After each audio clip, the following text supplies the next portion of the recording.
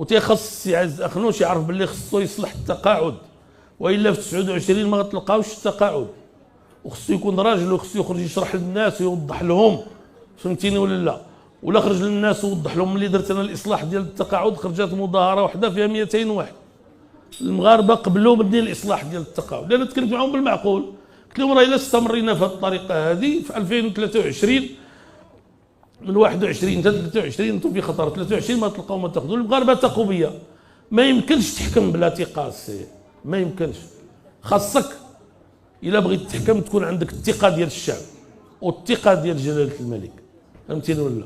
بغيتي تكتفي بالعفاريت والتماسيح لك واسع النظر، ما عندي انا ما نعمل لك.